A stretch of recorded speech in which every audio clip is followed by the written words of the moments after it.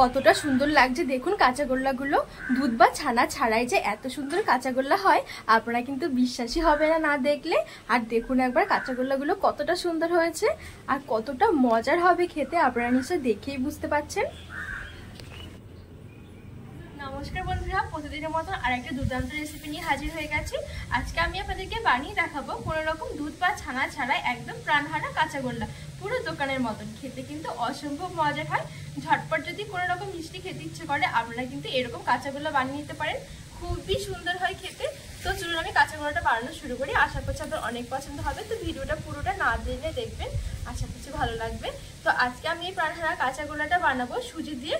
তো আমি এখানে তার জন্য ঠিক 1 কাপের মতো সুজি নিয়েছি। এবার আমি গ্যাসের উপর একটা খোলা বসিয়ে দিয়েছি আর এই সুজিগুলোকে আমি একটু শুকনো খোলা টেলে নেব, তাহলে কিন্তু খুবই সুন্দর একটা সেন্ট হয়। তো আমি ঠিক এখানে 1 কাপ সুজি নিয়েছি, এবার আমি সুজিটা দিয়ে দিচ্ছি।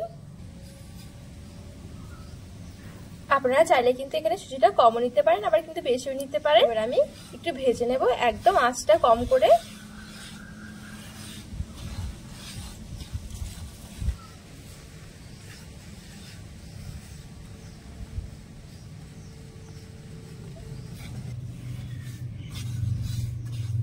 এখানে আমি সুজিগুলো কিছুক্ষণ ভেজে নিয়েছি, 3 থেকে 4 মিনিটের মতন একদম হালকা আছে। আর এখন দেখুন সুজিগুলো কিন্তু খুব সুন্দর এরকম দেখুন ঝরঝরে হয়ে গেছে। ঠিক এরকম করে সুজিগুলো ভেজে নিতে হবে। এবার আমি এই সুজিগুলো একটা মিক্সির মধ্যে ভরে নেব। এই সুজিগুলোকে আমি একটু গুঁড়ো করে নেব, তাহলে কিন্তু খুবই সুন্দর হবে কাঁচাগোল্লাগুলো। তো আমি এখানে একটা মিক্সির জার নিয়েছি, এবার মিক্সির জারের মধ্যে দিয়ে দেবো।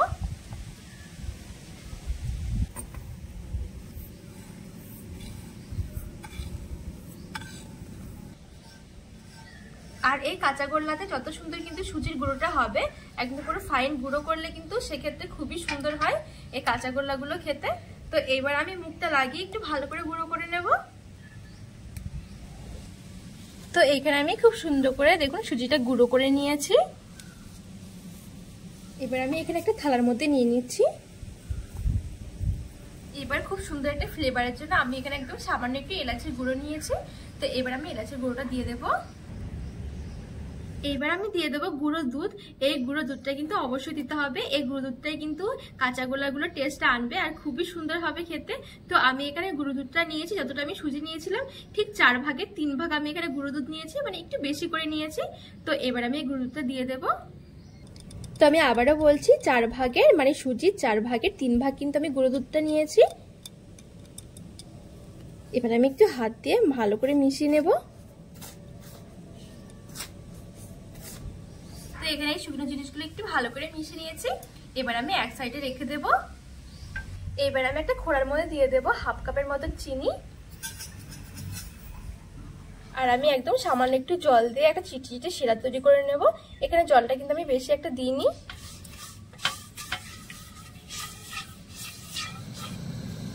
তো এখানে কিন্তু চিনিটা কিন্তু খুব সুন্দর করে গলে গেছে, আর যেহেতু আমি জলটা বেশি দিইনি তো এখনই কিন্তু একটা চিটচিটে ভাব এসে গেছে।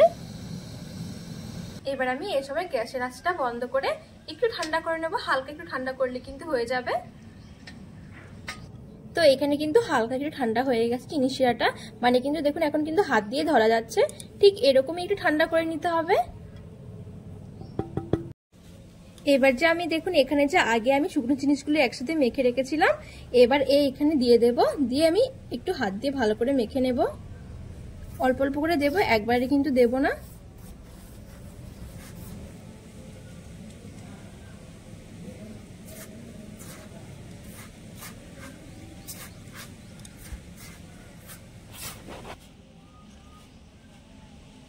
এখানে কিন্তু একবারে দিয়ে দেওয়া যাবে না, অল্প অল্প করে দিতে হবে। আর এভাবে কিন্তু মাখবো। তো এখন দেখুন আমি চিনি শিরাটা দিয়ে ঠিক এরকম করে মেখে নিয়েছি। কিছুক্ষণ পর কিন্তু আরো বেশি শক্ত হয়ে যাবে, তো প্রথমে মাখার সময় একটু নরম করে মাখতে হবে। এবার আমি হাতের মধ্যে একটুখানি ঘি মেখে নেব। তারপরে এবার আমি কাঁচাগোল্লাগুলো বানিয়ে নেব। একটু অল্প অল্প করে নিয়ে নিচ্ছি, খুব বেশি একটা বড় করবো না, মিডিয়াম সাইজের। এবার আমি হাত দিয়ে ভালো করে গোল করে নেব। তো এখানে দেখুন আমার একটা কাঁচাগোল্লা হয়ে গেছে। এবার আমি এখানে কিছুটা গুঁড়ো দুধ নিয়েছি, এবারে গুঁড়ো দুধের মধ্যে দিয়ে একটু কোট করে নেব।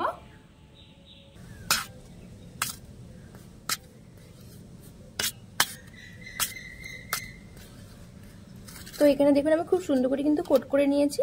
আর এখন কিন্তু আমার একটা কাঁচাগোল্লা হয়ে গেছে। দেখুন কতটা সুন্দর লাগছে, খেতে কিন্তু অসম্ভব মজার বন্ধুরা। আপনারা কিন্তু না বানিয়ে খেলে বুঝতে পারবেন না যে কতটা মজার।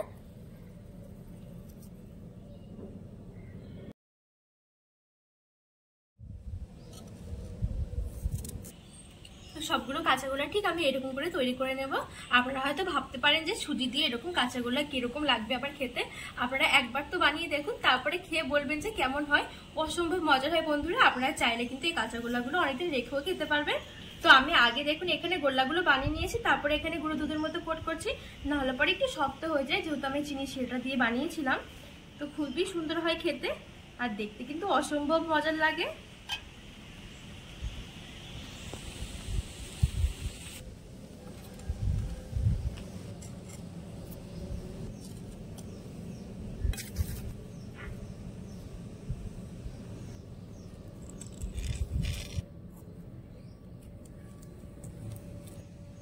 এবার আমি উপর দিয়ে সামান্য একটু স্যাফরন দিয়ে দিচ্ছি, দেখতে করে কিন্তু খুবই সুন্দর লাগবে। এটা কিন্তু অপশনাল, না থাকলে কিন্তু না দিলেও হবে। তো এইবার আমি একটা বাটির মধ্যে সাজিয়ে নিচ্ছি। দেখুন কাঁচাগোল্লাগুলো দেখতে কতটা সুন্দর হয়েছে, আর খেতে কিন্তু অসম্ভব মজার বন্ধুরা। আপনারা কিন্তু না বানালে কখনোই বিশ্বাস করবে না যে কতটা মজার। দুধ বা ছানা ছাড়াই কিন্তু খুবই সুন্দর কাঁচাগোল্লা বানানো যায়।